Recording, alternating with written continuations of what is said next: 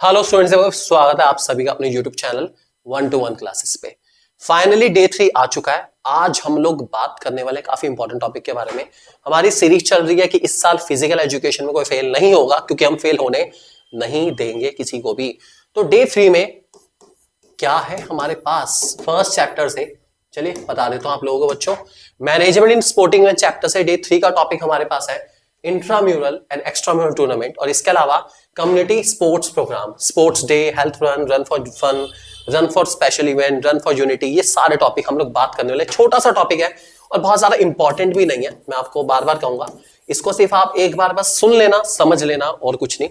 Intramural extramural फिर भी एक डिफरेंस आ सकता है, ज्यादा से ज्यादा 3 नंबर का।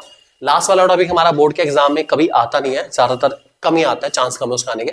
तो डे 3 में हम लोग बात करने वाले इन टॉपिक के बारे में। आज की वीडियो आपको एक बार अच्छे से देख लेना है बस, और माइंड में थोड़ा बहुत फिट करना है।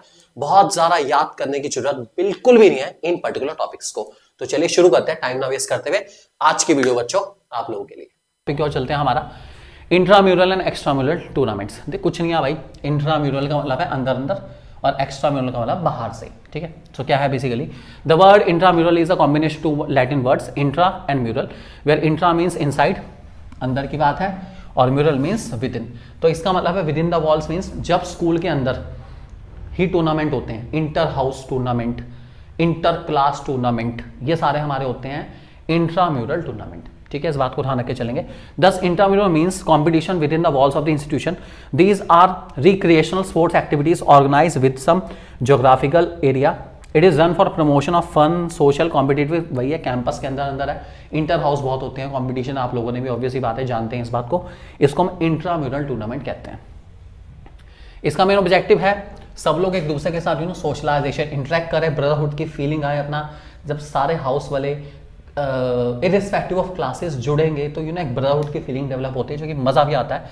एक सिंपैथी, ब्रदरहुड, कॉपरेशन आता है, डिसिप्लिन आता है, सिंसेरिटी, ऑनेस्टी, मजा आता है खेलने में सब लोग मिलजुल के। उसके बाद रिक्रिएशन, मजा ही है, सबसे बड़ी बात है मजा, स्ट्रेस से रिलीफ मिलता है भाई, खेलो कूदो और क्या।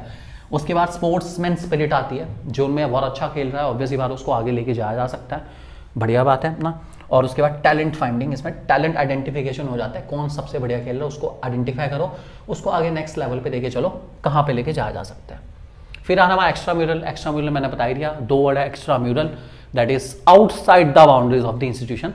ठीक है, आउटसाइड का मतलब होता है जैसे फ्रेंडली मैचेस हो गए, ओपन कंपटीशन हो गया, इंटर स्कूल कंपटीशन होता है ना, इंटर स्कूल या फिर इंटर कॉलेज, ठीक है, इंटर यूनिवर्सिटी, इस टाइप के कंपटीशन सारे के सारे हमारे एक्स्ट्राम्यूरल में आते हैं। ठीक है, इसका मेन पर्पस होता है बंदे में कॉन्फिडेंस आ जाता है, ठीक है, एक्सपोजर, जान पहचान बढ़ती है उसकी, दूर दूर तक लोग जानते हैं उसको।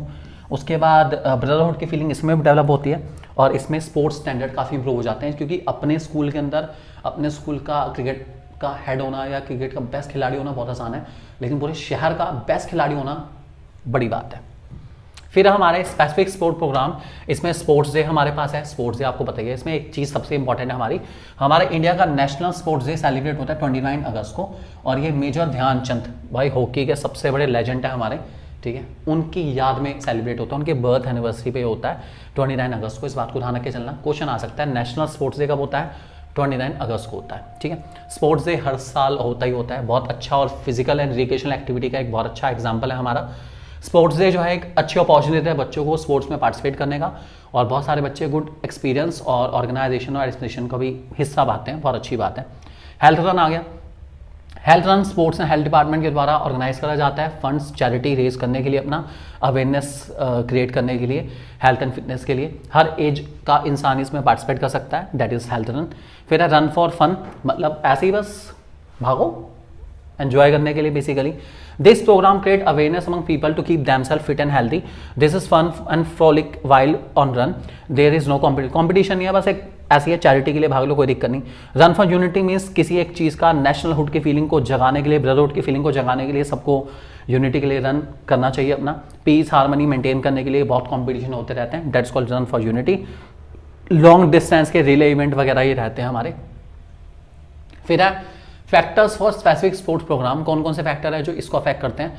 पहला, पर्पस क्या है प्रोग्राम का, क्या सर्व कर रहा है सोसाइटी को, ये प्रोग्राम किसके लिए है और क्यों है, ये बहुत इंपॉर्टेंट है। ठीक है, दूसरा डेट एंड वेन्यू बहुत इंपॉर्टेंट है। जैसे 26 जनवरी पर भी ये होती है अपना एक, या फिर आपने देखा होगा जैसे 26 जनवरी 15 अगस्त को साइकिलिंग का एक कंपटीशन रहता है पूरे शहर की साइकिलिंग का, ये हमारे यहाँ जनरली रहता है अपना। ये सब इंपॉर्टेंट है बहुत ज़्यादा, ठीक है, अवेयरनेस क्रिएट करने के लिए। उसके बाद चॉकिंग आउट शेड्यूल, क्या शेड्यूल रहेगा, कहाँ से क्या क्या असेंबली वगैरह सब कुछ पता होना चाहिए हमारा। उसके बाद अरेंजिंग द रिक्वायरमेंट्स, क्या क्या चीज़ें चाहिए इस कॉम्पिटिशन या इस टूर्नामेंट के लिए या इस पर्टिकुलर डे के लिए, क्या क्या चीज़ें हमें चाहिए उसको भी देखना पड़ता है। और मेकिंग द बजट, भैया काम तो पैसे से ही होगा, हर काम किससे होगा, पैसे से।